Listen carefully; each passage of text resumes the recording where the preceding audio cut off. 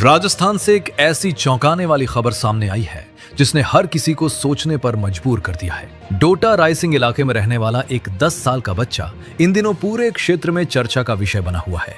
इस बच्चे का नाम कानाराम बैरवा है, लेकिन इसकी पहचान अब एक साधारण बच्चे की नहीं रह गई है। ये बच्चा खुद को आमेर का राजा मानसिंह बताता है और दावा करता है कि ये उसका पुनर्जन्म है। बच्चे का कहना है कि पिछले जन्म में वो एक शक्तिशाली राजा था जिसने कई युद्ध लड़े। वो अपने पिछले जीवन की घटनाओं को विस्तार से बताता है, जैसे उसके 3 भाई थे, उसकी 2 रानियां थीं और वो घोड़े पर बैठकर युद्ध के मैदान में जाता था। वो ये भी कहता है कि युद्ध के दौरान ही उसकी मृत्यु हो गई थी और उसी के बाद उसने दोबारा जन्म लिया। सबसे हैरान करने वाली बात यह है कि ये बच्चा आमेर के प्रसिद्ध शीला देवी मंदिर के बारे में बेहद गहराई से जानकारी देता है। वो कहता है कि वो माँ शीला देवी का परम भक्त था और उनकी मूर्ति को बंगाल से लेकर आया था। बच्चा ये भी दावा करता है कि युद्ध से लौटने के बाद वो माता को भोग लगाता था। उसके अनुसार पहले वो नर बलि देता था, लेकिन बाद में बकरे की बलि देने लगा, जिससे माता उससे नाराज हो गई। वो ये भी कहता है कि माता की मूर्ति को एक गुप्त स्थान पर रखा गया है और वहां से जुड़े कई रहस्यों के बारे में भी वो बातें करता है। और बच्चे से बातचीत की तो उसने बिना हिचकिचाए कई ऐसे जवाब दिए जो किसी भी आम बच्चे के लिए देना आसान नहीं होता। उसकी भाषा, उसके हाव भाव और उसकी आंखों के भाव कई बार किसी बड़े और अनुभवी व्यक्ति जैसे नजर आते हैं।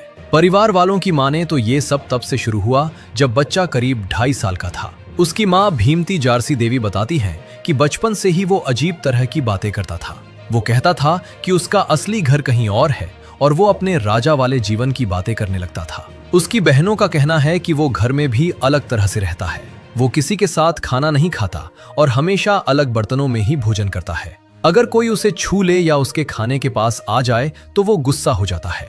कई बार वो खुद को राजा कहकर संबोधित करता है और घर वालों को अपने से अलग बताता है। परिवार के अनुसार बच्चा कई बार जिद करता है कि उसे आमेर ले जाया जाए, जहां वो पहले रहता था। वो अपने पुराने गांव की बातें करता है और कहता है कि वहां सब कुछ अलग और बेहतर था। उसकी ये बातें सुनकर घर वाले भी हैरान रह जाते हैं और कई बार डर भी जाते हैं।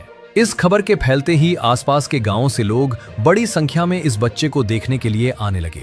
कुछ लोग इसे चमत्कार मान रहे हैं तो कुछ इसे आस्था से जोड़कर देख रहे हैं। हालांकि अगर वैज्ञानिक दृष्टिकोण से देखा जाए तो पुनर्जन्म जैसी बातों का कोई ठोस प्रमाण नहीं है। विशेषज्ञों का मानना है कि छोटे बच्चे कई बार सुनी सुनाई बातों या कल्पना के आधार पर ऐसी कहानियां बना लेते हैं, लेकिन इस मामले में जो बातें सामने आ रही हैं वे लोगों को सोचने पर जरूर मजबूर कर रही हैं। लेकिन अभी भी कई सवाल ऐसे हैं जिनका जवाब मिलना बाकी है। क्या ये सच में पुनर्जन्म का मामला है या फिर ये एक बच्चे की असाधारण कल्पना और मानसिक स्थिति का परिणाम है? क्या इसमें आस्था छुपी है या कोई और रहस्य? इन सभी सवालों के जवाब फिलहाल अनसुलझे हैं।